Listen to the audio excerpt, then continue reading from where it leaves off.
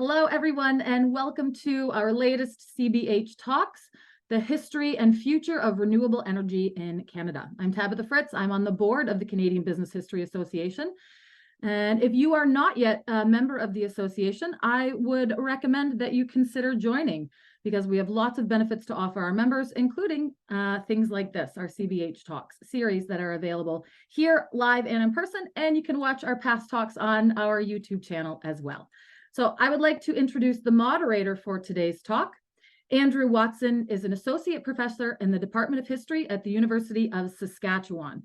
His research has examined the history of energy, agriculture, and sustainability.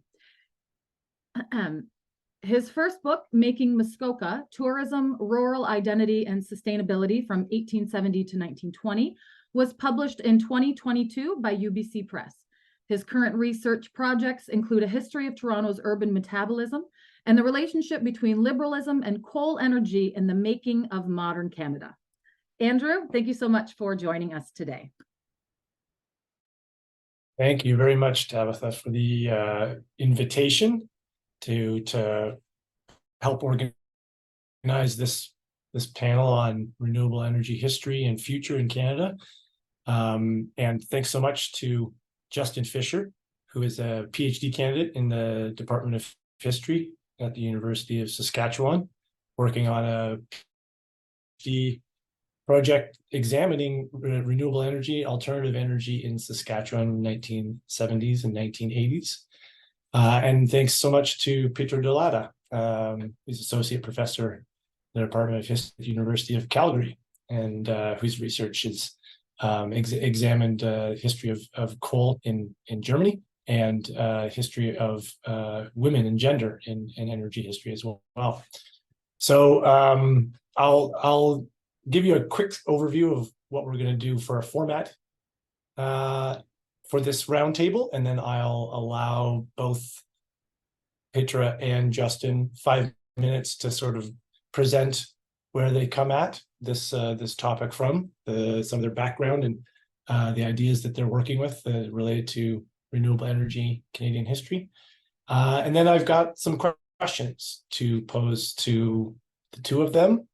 I'll probably chime in from time to time, but we'd also like to make this panel open to all of you participants as well. So if you've got a question or a comment that you'd like to contribute, we'd love to hear from you. If you could just use the raise your hand icon emoji, or put your question into the chat feature, then I can keep an eye on things, sort of put people into the queue and integrate all of you who are participating, attending here, not just hearing from the three of us. So maybe what we'll do is we'll start with a presentation from Petra, and then move on to one from Justin, and then I can sort of get the ball rolling after that. So Petra, do you want to take over? Sure, thank you. And welcome everyone. It's nice to see some familiar faces. I see Jeff Manuel, who was actually in this office that I'm sitting here just half a year ago. So I'm really glad to see you on here. Yeah, thanks for giving me the opportunity to talk a bit about my work and how it relates to renewable energy. So I work on various energy-related projects that look into the 1970s and the way that the energy crisis has created various responses in the Western world, in particular in the transatlantic space, so Canada, United States, West Germany, the UK, and the Netherlands. And in that context, of course, there often is a lot of research done in terms of how renewables really are kickstarted by those energy crises, which is essentially, of course, an oil price crisis. So all of a sudden, there's a realization that, you know, renewables might be cost competitive, at least in the longer or midterm future. There's a lot of investment happening. However, as someone who's an international historian, it's really interesting to see how Canada plays a very unique role in that scenario. It's one of the It's pretty much the only NATO and then later a G7 member who has so much energy that while politically it is impacted by the energy crisis, also particularly since it deals with the US, it really doesn't have the necessity to look for either more energy efficient or specific renewables. And in this context, I mean, this is much generalizing, and I'm sure Justin will talk a bit more about how this is playing out very differently from province to province in Canada. But the interesting thing here is that in general for the 1970s, we see emerging discussions around alternative energy. So not so much renewable. Of course, most of these alternative energies are renewables, but it already shows us that in the 70s, the understanding of the significance of these kind of energy carriers is very different than one that we may have now, where we talk about renewables due to emissions targets and so on and so forth. The other one area that I work in is on deindustrialization, particularly in West Germany, starting in the 1960s. And that has to do with the replacement of coal by oil. But it has very interesting lessons that we can at least revisit, because of course, if we talk about renewables today, there's a lot of discussion about what happens to jobs that are in general fossil industries. And there's always an argument made that the renewables industry is a very different type of industry. Construction is going on as, for example, solar farms, wind farms are built, but you don't need that much labor after that. So this is something where I'm interested in whether there are parallels or not in the way that an energy carrier that is not a fossil fuel brings with it a completely different industry.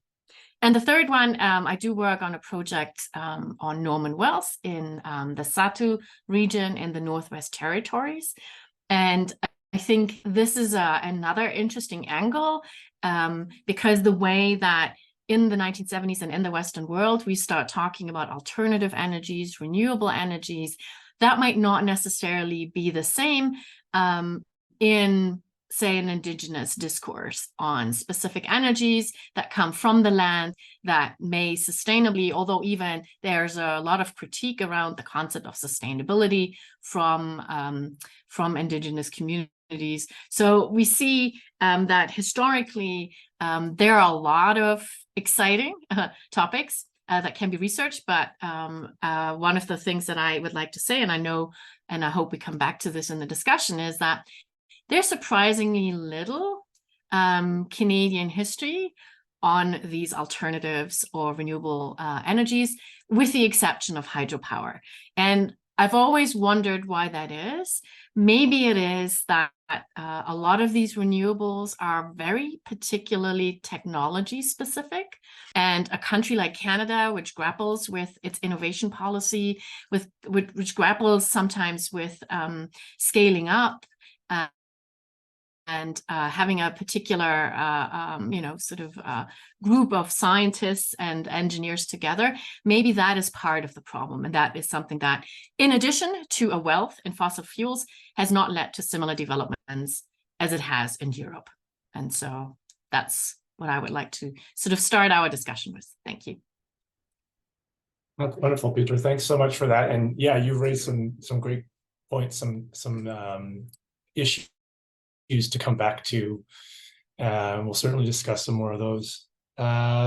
Justin, do you want to take over now, and then we'll get into some questions? Yes, I do. Thank you. Thanks, Andrew, for moderating, and Petra for those comments. I know you do a nice job of framing this all up. And quickly, thanks to Tabitha and CBHA for having this as well. This is really exciting, and obviously a super interesting topic that I hope will just generate some really good discussion with participants here. Just briefly, my sort of research interests right now, as they relate to my program, are in, as Andrew mentioned, alternative energy histories in Saskatchewan, mainly during the energy crisis years in the 1970s and early 1980s. But before saying much about that, and knowing that Petra was going to bring up some really good questions for discussion, I kind of wanted to take a different tack and talk just a little bit about what got me personally interested in that research to begin with, because I think it's a little bit illustrative of some of the points that I want to make, or that I would like us to discuss. So I was born in the late 1980s in Saskatchewan, And I mention that because it means that I grew up in a pretty specific context, and my teenage years in the province were dominated by an oil boom that really reshaped a lot in the province economically and politically. And honestly, I mean, without absolving myself and personal responsibility entirely, I think as a consequence, it wasn't until my early 20s that I really thought very critically or in an engaged way about the environmental consequences of energy development and that sort of thing. And when those sorts of things did come up, it was always framed to me as a question of what actions I could take to mitigate that sort of those sorts of environmental impacts. So that was the context that I grew up in. Of course, as I grew older, awareness about climate change and our current energy crisis was really ramping up, which was starting to clue me into these things a little bit. But it was really moving away from the province that kind of shook up my own perspective. And I moved overseas to the UK for grad school, where all of a sudden I was surrounded by like really engaged discussions about the present and the future of energy all the time. And it really helped me to think differently about it and made it easy to get involved in environmental activism. And the first sort of campaign that I got involved with was a fossil fuel divestment campaign at the campus that I was studying at, which was King's College London. And ever since then, that was a little over 10 years ago that I moved there. It's been a pretty big part of what I focus on. Of course, it brought up the question for me, like, well, what's this going to mean when I move back home? Because I talked already about the context that I grew up in, and I wasn't very confident that I was going to have the same opportunities at home. But I learned that I was very wrong for a couple of reasons. One being that there was actually a longstanding and vibrant activist community in Saskatchewan and across the prairies and across Canada that has been discussing environmental issues and issues of energy transition in particular for decades. But also, I moved back a little bit after the 2014 commodity price crash. So the boom that sort of framed my formative years in Saskatchewan had firmly busted by the time I moved back, which was bringing up a lot of interesting questions about the sustainability of these resource industries. And of course, you know, around 2015 in particular, and COP in Paris that year, there was increasing discussion of climate change and its impacts in Canada as well. So around then, I started getting interest sort of in this relation between the future of renewable energy and the past of renewable energy. Emily has done some really good work on sort of the boom and bust cycle of fossil fuels in Saskatchewan. And in discussion with Emily, we were realizing that there hasn't been a lot of good work done on past fossil fuel development, the history of that. And that was actually what I first got interested in, was the history of fossil fuel development in Saskatchewan. But pretty quickly, I found that there was actually this very rich history of debate and research into alternatives in the 1970s and 1980s. And since then, that's kind of been my focus. And a big part of that is that it parallels so much of what I've been involved with today. Not coincidentally, and as Petra mentioned, the 1970s were also a time of energy crisis. And also, as Petra mentioned, I mean, maybe the main impetus is not exactly the same behind the push for change, whereas today we talk about reducing emissions. Back then, discussion was more about a supply issue. But I do think that a lot of the underlying questions and debates are very similar and touch on a lot of the same values, whether that's questions of sustainability, of economic growth, of energy growth, of global imperialism, or questions of health and how energy choices affect human and environmental health and that sort of thing. So yeah, I don't think I'll go on too much more than that, but it's been really fascinating, a really fascinating journey for me to see how similar a lot of the conversations have been today to the 70s and in between. And I just wanted to read really one really short passage from the Conserver Society from 1977. So this is from the Science Council of Canada Conserver Society report in 1977, which said, quote, "Energy supply is becoming a primary constraint on present patterns of Canadian growth. The evidence is all around us. Prices of fuel oil, natural gas, gasoline, electricity are rising month by month. Ever more costly schemes for investments in pipelines, Arctic exploration, oil sands plants, An expansion of electrical capacity are pressing on available supplies of capital. Brownouts threaten in some parts of Canada, and the import-export balance is turning from surplus to deficit. Unquote. So that's just a really short example, again, of how, I could cover up the date on that, and these sorts of conversations that we were having in the 70s, 50 years ago, are much the same as we're having today. So I hope that we can have some interesting conversation about that and other things as well. So thanks. Wonderful. Thanks, Justin, and thanks, Petra, for those opening comments. I think there's quite a bit from just what you've had to say in these intro thoughts that we could build on, and I'm sure there are folks in the here who have joined us who are already starting to think about ways they might connect some of their own ideas with what you've had to say. So just a reminder, by all means, use the chat if you will have a comment or a question, or you can raise your hand using an emoji, and I'll try and get to you in turn. One thing that struck me from both Petra, your comments, and Justin, your comments, was the thinking about this question of, or the issue of renewable energy in Canada, sort of historiographically. Petra, you mentioned how little histories of renewable energy there are in Canada, and Justin, you described growing up in the 90s and into the 2000s. And having renewable energy almost not even on anyone's radar, certainly in Western Canada. But then with the rise of heightened concerns about climate change, all of a sudden these questions become more and more germane, more and more pertinent. And so it does raise the question, why haven't there been more histories of renewable energy in Canada? And what do we even mean when we talk about renewable energy? Petra, you pointed out that historically the word that was used prior to the 21st century to refer to a lot of renewable energies was alternative energy. So, maybe I'll just open this question up to the both of you, and I'll just put it into the chat window too, in case anybody is interested in looking at it closely and thinking about it. But so why has there been, if this is a panel talking about the history and the future of renewable energy in Canada, let's start off with trying to figure out why there isn't very much history scholarship on history of renewable energy in Canada. I think both Petra, Justin, and I, all three of us, probably spent much of the last week scavenging through JSTOR and Google Scholar to try and find anything out there about history of renewable energy in Canada. And there is some, but there's not a whole lot that frames itself explicitly as histories of renewable energy. So why is that? What is it about the sort of the framing of renewable energy that means there just hasn't been much scholarship on it? So either of you want to jump in? Sure. I mean, one of the things, and I see Jeff Manuel has his hand up, so we can just go back to him in a second. I mean, one of the things is that Canada has just such a wealth of energy resources.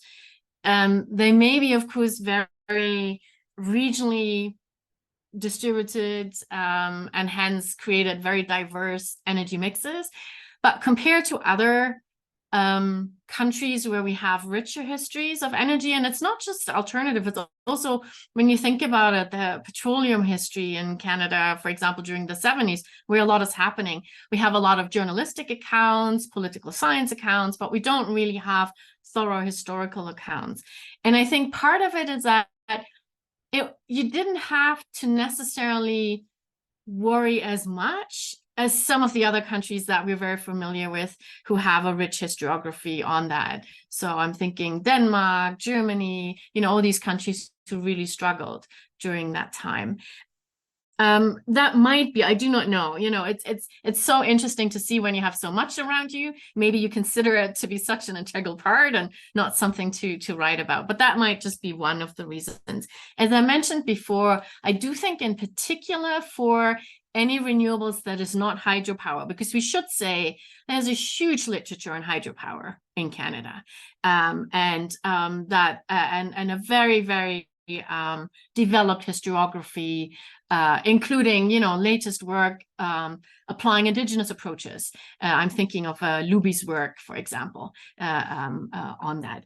So, but beyond that, I think a lot of it is so much about technology. So think about solar, think about wind, think about geothermal. All these things are very much and very quickly connected to science and technologies, so that where we find glimpses of the history is actually in the science and technology studies literature, but not in the energy historian literature. So that might be one of the.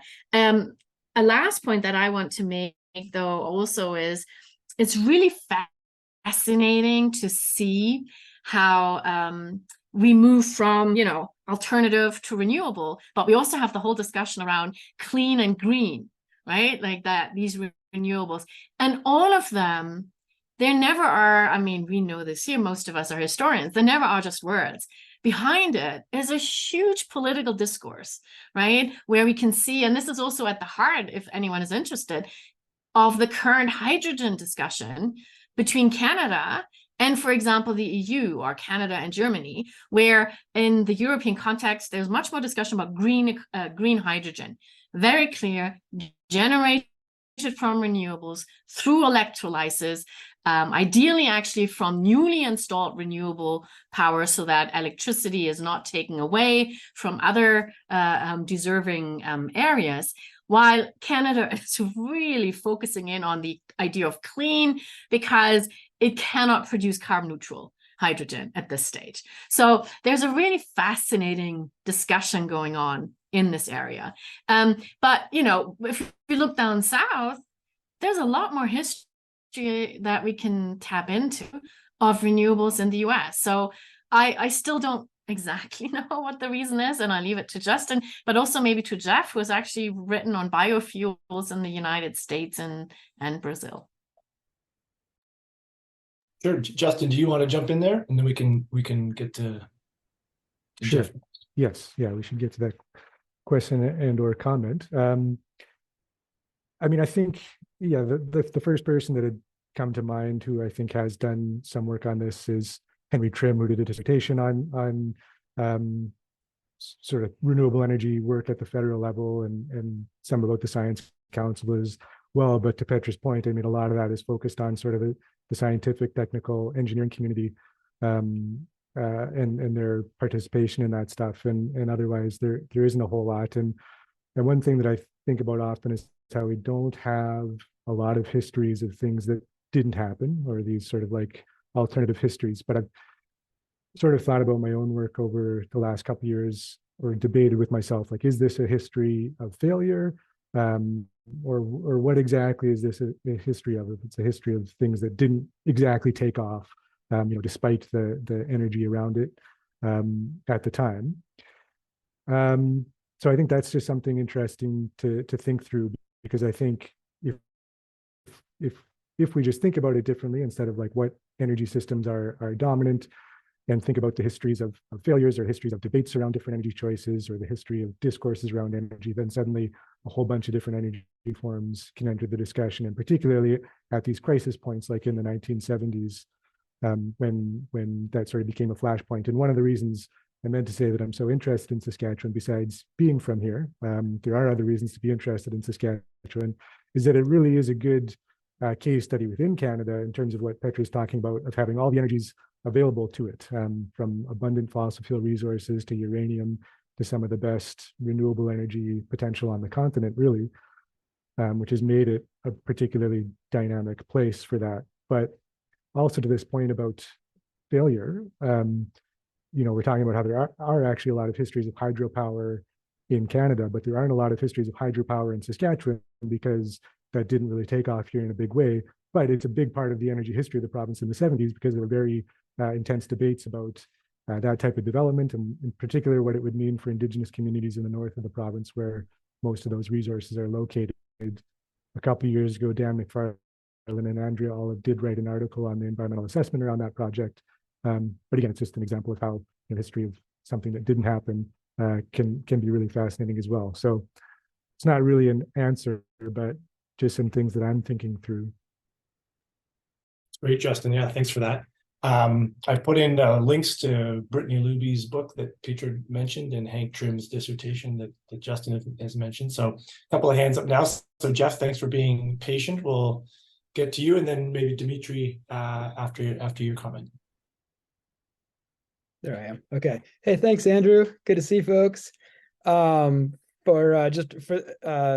don't know everybody here, but for those who I haven't met, my name's Jeff Manuel. I'm a historian, an energy historian based in the United States. I'm at Southern Illinois University, Edwardsville. But in the first half of 2023, I had the good fortune to be at a Fulbright Canada research chair at the University of Calgary, where I was in the office that Petra is now in, and it looks much better, Petra, than it did when I was there. It was pretty shabby when I was occupying that space.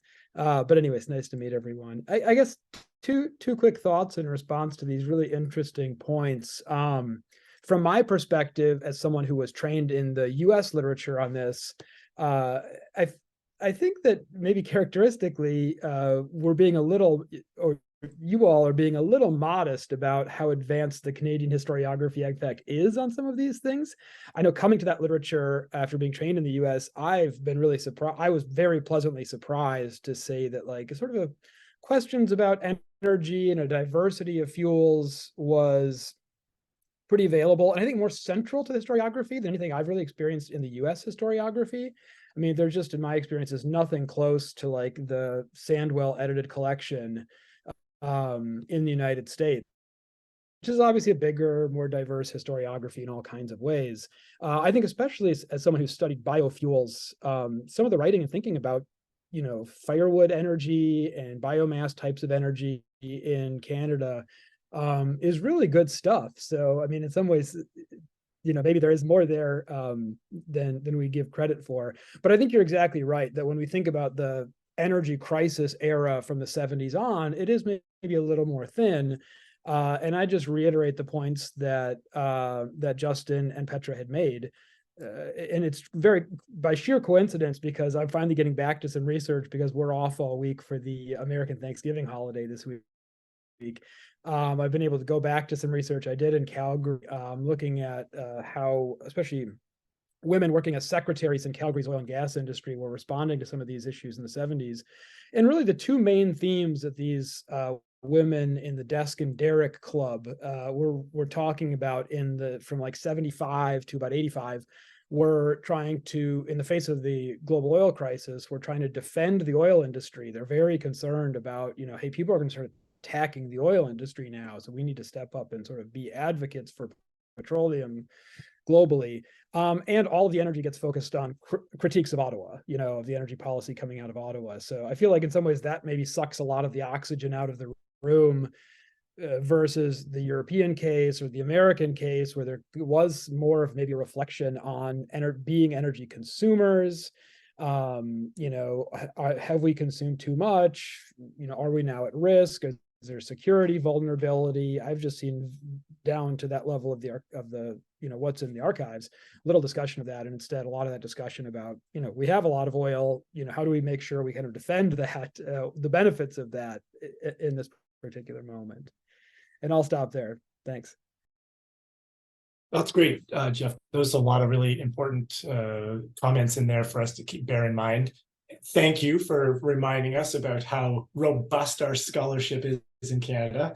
And I think the thing that comes to mind is that we have so much interesting scholarship on what we might now call renewable energy, but scholars probably were coming to it with different kinds of questions, right? Thinking about state formation and social histories, histories of technology, and actually business histories, to be frank. And now we can return to a lot of that and build on it by sort of reframing some of that really foundational scholarship, especially on hydroelectricity, and sort of recognize that there is maybe a hydroopia in Canadian renewable energy history, right? That as Petra mentioned, there is an abundance of hydroelectricity in Canada. And I've got a few charts to put up. We can come back to this in a second.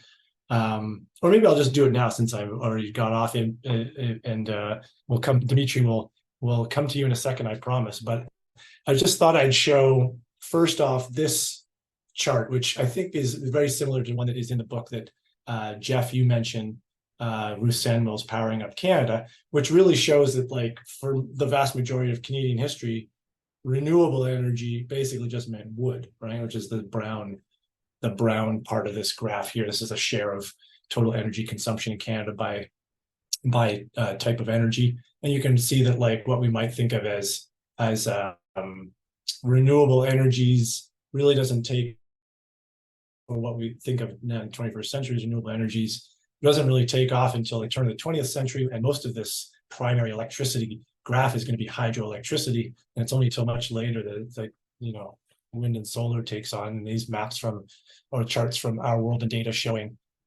renewable energy generation starting in the 1960s until the present, and you can see that just hydropower dominates, right? So you've got Viv Nellis's book Politics of Development, or Matthew Evanden's work on Fish versus Power, or Allied Power's 2 books on hydroelectricity issues in Canada. Petra's already mentioned Brittany Ruby's work on dam, but there's a whole suite of a whole variety, and Dan McFarland's work on the Niagara energy generation too. There's a huge amount of scholarship on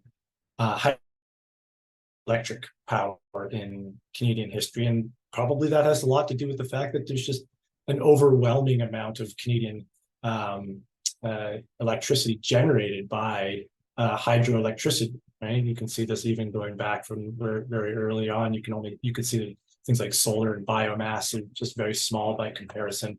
And even when we start comparing it, we can come back to these comparisons perhaps, but this might be a good place to just sort of re-emphasize that point, that there's lots of good scholarship, but it has tended to be dominated by hydroelectric history.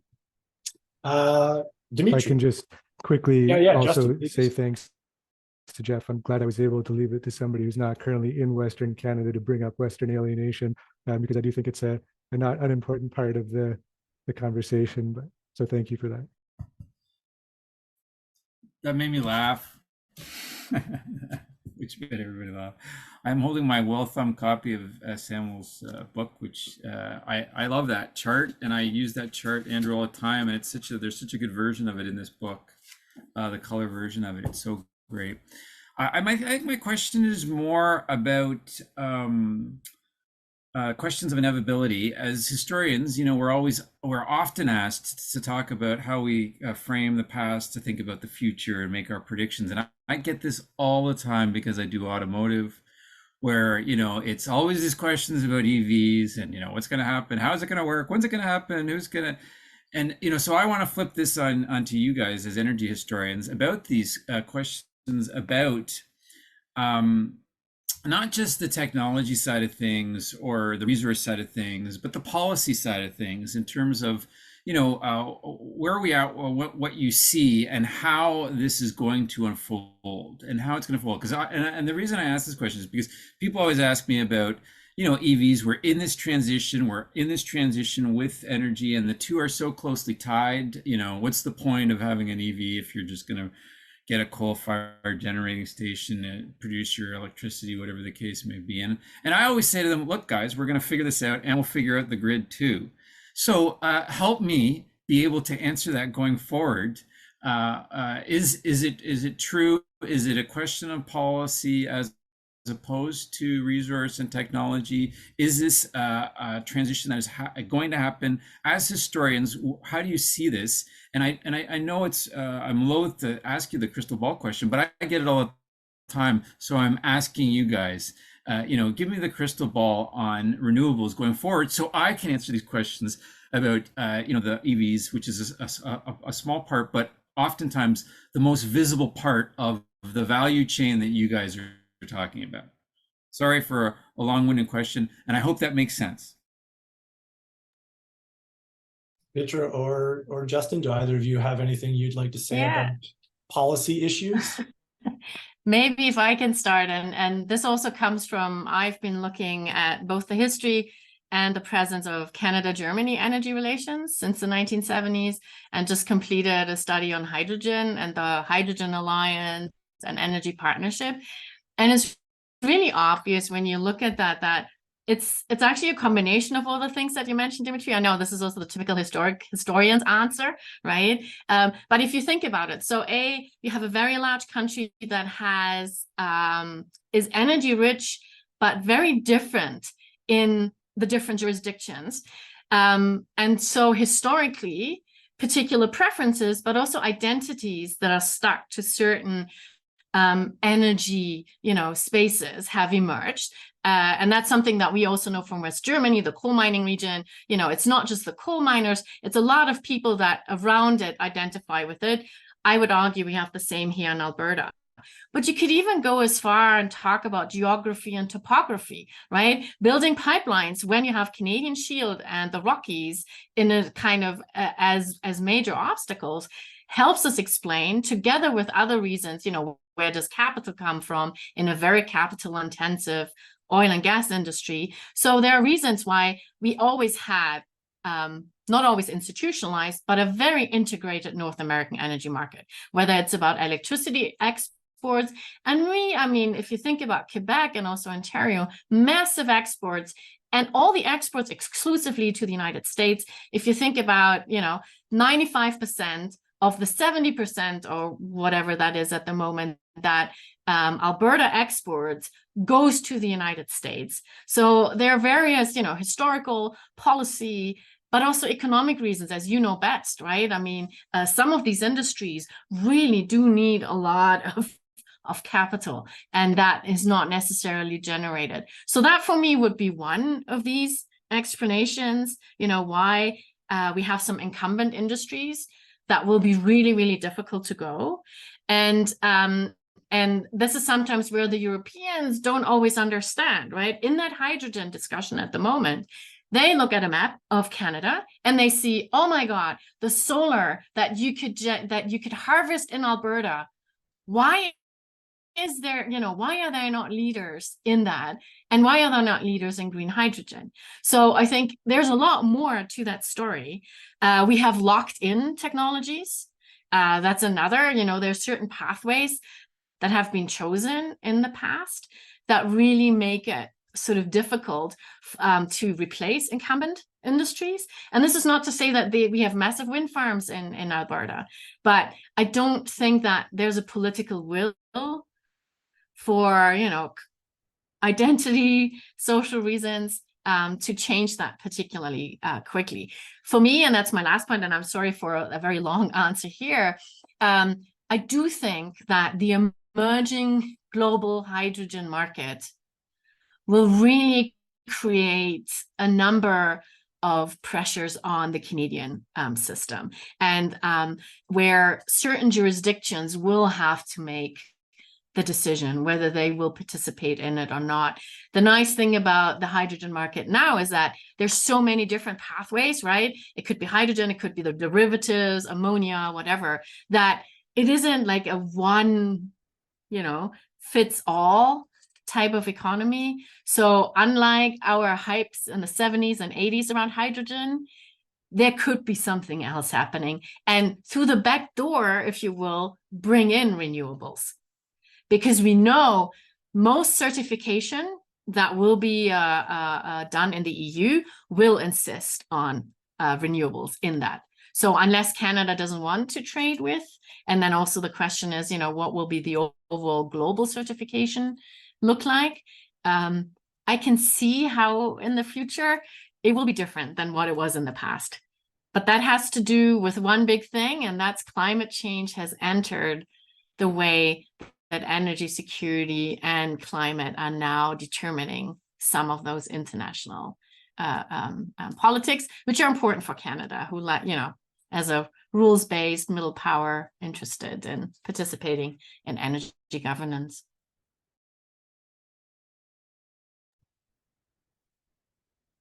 Yeah, that's great. One thing I might add is something that kind of gives me pause or concern about it, I guess, is the resurgence of extreme political polarization that we have today, that I think in some ways is similar to what we saw in the late 70s and 80s. So to go back to the Western alienation question. Politics in this part of the country got extremely polarized around these energy discussions for a variety of reasons that we probably don't have time to get into, but probably people are familiar with. And I think that really does have a significant impact on policy, and it lets policymakers off the hook in a lot of ways and allows them to play people in industries off of each other in a way that they can't when that polarization calms down a little bit. So I've been alarmed, kind of living through this moment when now the impetus of climate change is so strong for making this transition as fast as we can, but it just seems like it's being delayed and delayed and delayed. And yes, there are technical and economic issues causing that as well. But I think that polarized political discourse isn't helping. And some of the ways that shows up most frequently in this part of the country is around questions of jobs and the idea of a just transition and that sort of thing, which has to be a part of the conversation about transitioning, but is also going to have to be done in a really delicate way. Because I think the way that we've been trying to have that conversation for a decade or so now, longer in some cases, clearly hasn't been working. And like part of my one suspicion that I have is like one small part of what has to do with that is the way that we talk about the history of energy when we're talking about its future. Like there's been a big push to talk about coal as an obvious example as dirty energy. And of course, there's a lot of good practical ways to talk about it that way. But in terms of political discourse, and when talking with coal producing people in coal producing communities in Saskatchewan, that is not really a helpful way to characterize it or talk about it. And so this opposition between even dirty and clean energy, I think, can sometimes be more harmful than it is helpful. So I think that there's a need to find some ways to talk about this a little bit more delicately and in a way that can try to ease the polarization that we see on these questions to make it easier to have those conversations, if that makes sense. And maybe just very quickly, it's important to remember that energy is not some, sort of separate thing, technological or energy carrier. It's lived experience. Yeah. And very often in our discussions of either past energy systems or emerging new energy systems that we want to look at a certain way, we tend to forget about that lived experience, right? We tend to forget about who will lose jobs, who will be displaced, who will gain from this. And that's because I think the problem is in the current discussion on energy transition is very often driven by engineers and natural scientists, and they don't really look at energy systems as social systems. They take the human out of it. Right. And so then it's much easier to kind of talk about dirty oil, or in Alberta, look at renewables as the dirty thing. And if you're driving an EV car, you sometimes get bullied on the road, or if you have your solar panels. So I think that is what has happened. And that's why it's so unfortunate that there isn't more humanities work out on this topic. Yeah, well, thank you both for very thoughtful responses. And the path dependency question is absolutely there. The cultural issue is there, certainly. And it's not that I was looking for an answer of like X number of years or anything like that, because I'm a strong believer that it is an inevitability in terms of hopefully.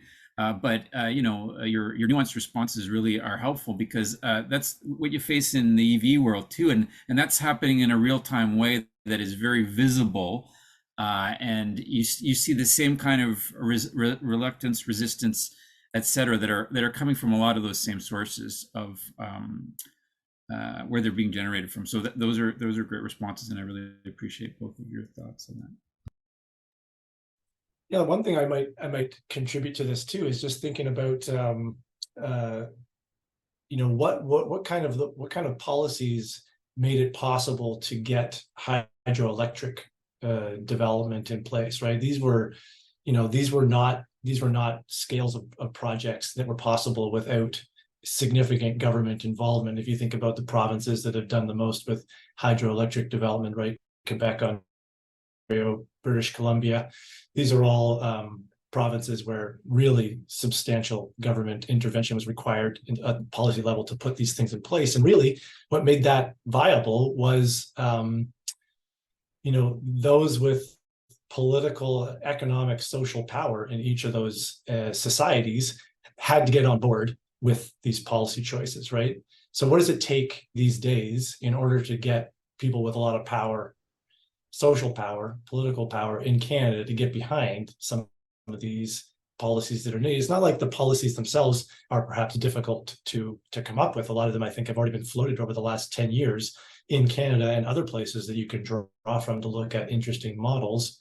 But the question is, on one hand, there's a sort of a tension between the relationship between oil, gas, and even coal and international finance, right? And the level of how much jurisdiction does the provincial or the federal government in Canada have to actually control the influence of international finance and its influence over policy decisions versus the ability for small scale municipal government decisions to put in place policies at a very local level to try to get to some of Justin's comments about how do you get people on board at a local level. I mean, it probably doesn't help to talk about the worst consequences for the global south in an era of catastrophic climate change. It probably makes a lot more sense to talk about economic impacts at a local level, jobs, economic growth, this kind of thing. You don't even really need to talk about climate change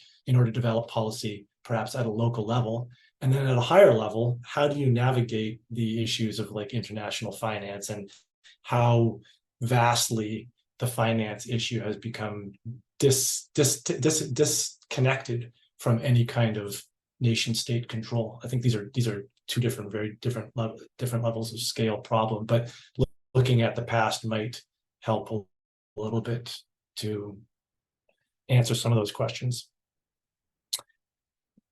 All right, well, I might skip over the next question of how distinct is Canada's renewable energy history. I think in some ways that's work that needs to be done, and it might be helpful to look at what other countries are doing in order to reflect on what's similar and what's different from other places. But I'm wondering if we might return to a few comments that pretty much all of us have had at some point, which relate to this question of how do we conceptualize and then historicize the role of renewable energy historically and presently. I mean, maybe I'll just get this rolling by picking up on something that I think, Petra, you mentioned right off the bat, was that, in the past, we haven't really been thinking about renewable energy necessarily as an issue of carbon emissions. It's largely been about energy crises, particularly around prices.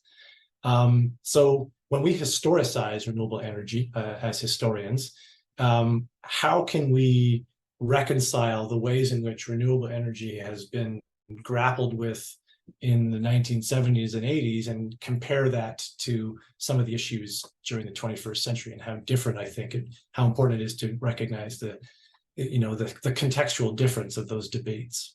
I don't know if either Petra or Justin would like to respond to that. Maybe we'll start with Petra and then see if Justin has something to add.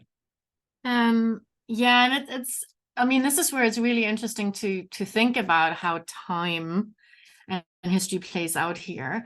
On the one hand, you're right. The reason why we looked at renewables in the 70s is a lot more to do with, say, energy independence, energy security. Often these are domestic resources as opposed to fossil fuel, which apart from Alberta is, very much centered in particular pieces in the world.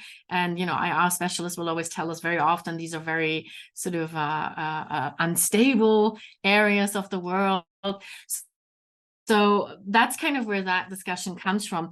But we shouldn't forget that in the 70s already, when you actually go back to a lot of the discussions, and thank you, Justin, you already brought in Pollution Probe. I'm thinking also of what's her name, Ursula Franklin, I think, who was heading the Science Council, right, that really talked about the conserver society. I mean, there's a whole idea, right, of Canada as a conserver society.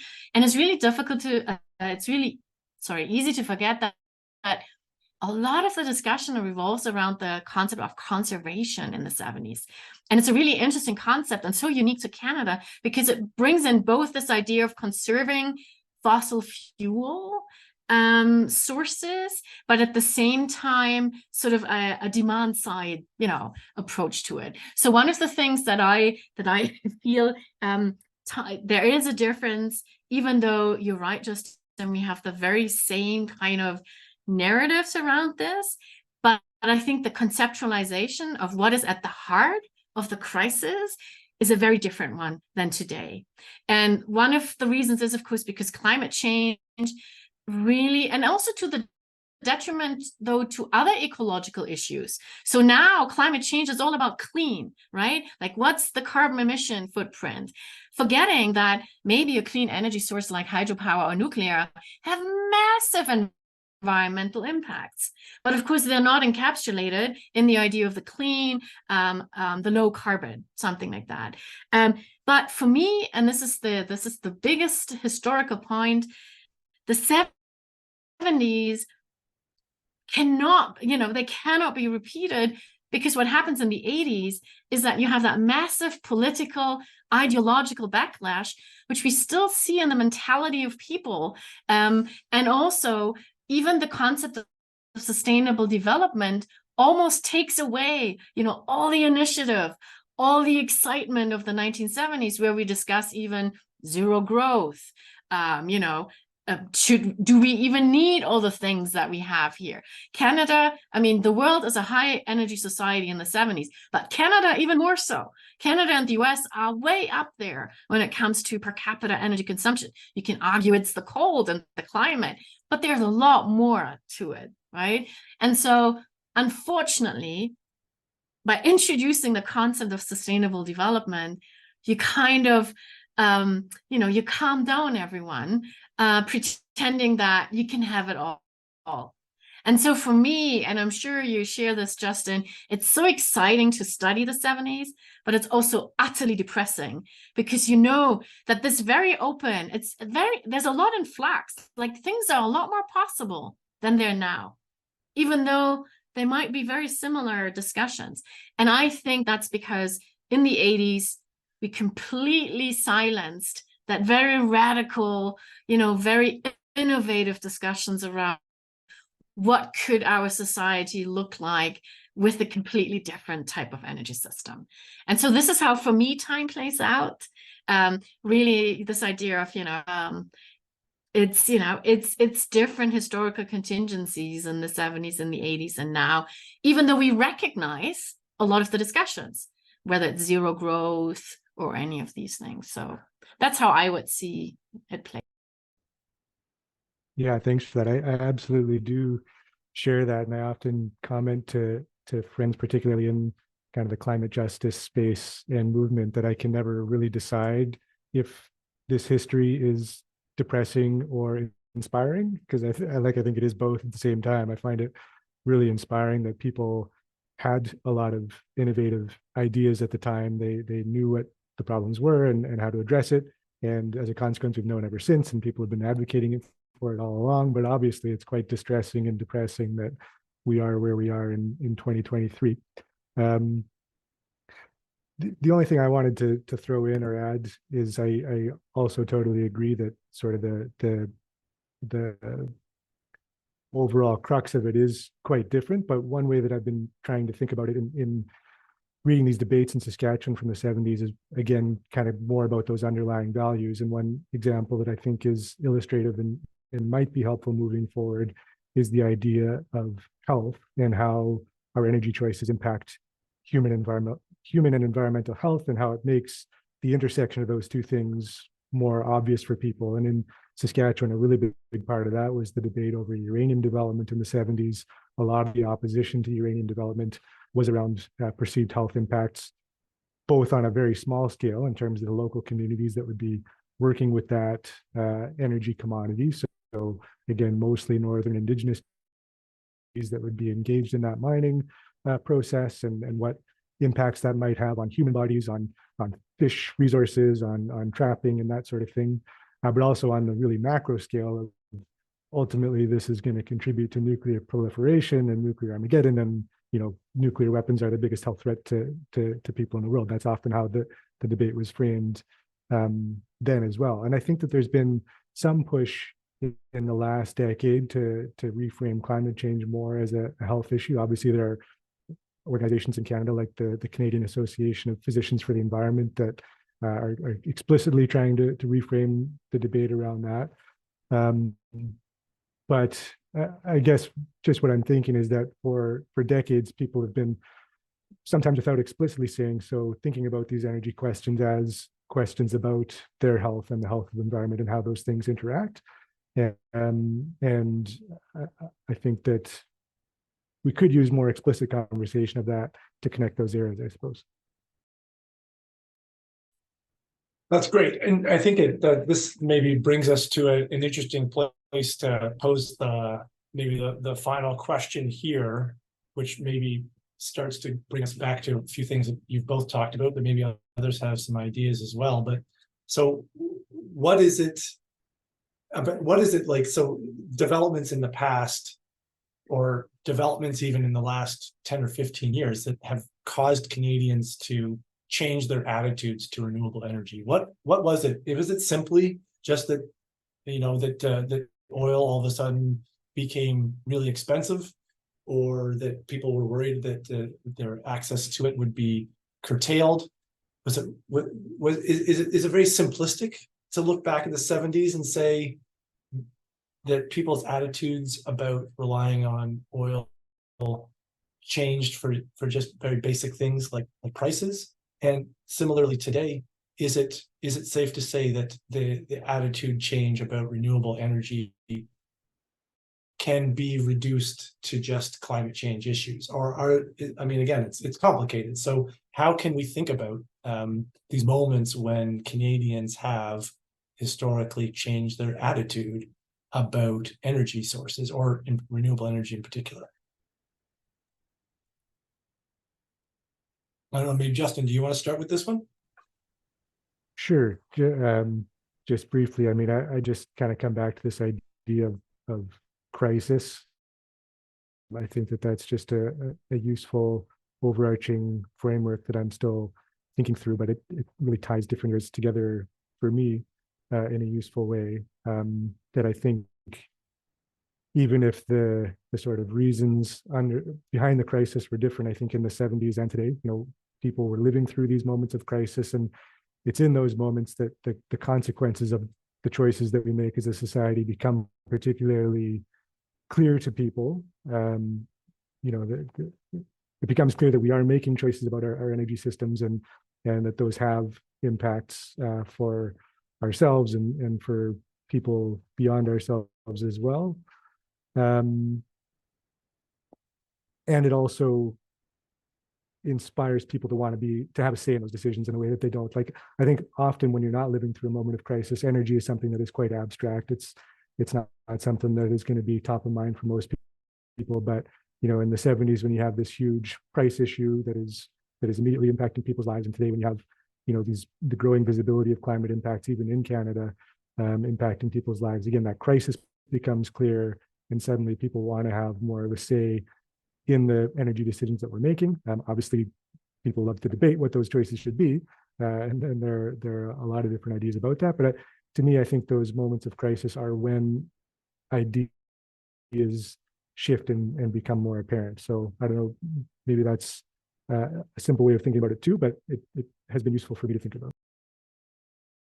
Well, there's a lot of complexity in something like crisis. So thinking about the ways in which crisis parallel but are distinct from one another is important. Petra, last word to you. Yeah, first of all, I'm not really sure how much Canadians have changed their position towards renewable. It's probably a lot more fragmented in that way. What I would say is that often it's also a generational issue. And that's, we often talk about the Canadians, but I think it's really interesting to see that there are, there's a whole new generation that has very different demands, and you can see how they sort of impact the discussion. For the 70s in Canada, I find this really difficult because there is a moment of crisis, but I don't think it is so much related to energy, because I mean, of all the countries, as I mentioned in the beginning, Canada is probably the least affected in the Western world. And so I think that there definitely is a sense of crisis that really impacted mentalities in the 70s, but it's a lot more to do with the constitutional crisis, with, you know, looking towards the US, Bretton Woods, we have, you know, the end of the gold convertibility, there are massive economic problems. And remember how Canada was completely surprised by Nixon's decisions in 1971, you know. So I think it's a confluence of many things, and partly these relate to pollution, right? Pollution of air, pollution of water. There's the famous example how pollution probe even starts, right? So I do think there's a crisis moment, but interestingly for Canada, it doesn't immediately and exclusively start around the energy crisis. This is why it's so fascinating to study actually Canada for the 1970s, because it is in that very different situation. And so what does it need for people to change? I think it's cynic to say it's just money. I'm always surprised when people talk about, you know, the only way to deal with this. I do think there are people who are willing to pay a price, who see sort of beyond this. And also they were there in the 70s. Think about the hippies, think about the back to the land, you know, all these kind of things are there. So it's always there. The question is, do we allow more of that discussion in the policy arena? I feel in the policy arena, it is so much around either regulatory regimes that either incentivize or penalize certain behavior, or there's the financial side that you do this. And we just do not talk enough. And this is, again, coming back to that human dimension, right? Like how do we model behavior, for example, that we want to see? How important is that we actually, rather than talking about different policies, address education, right?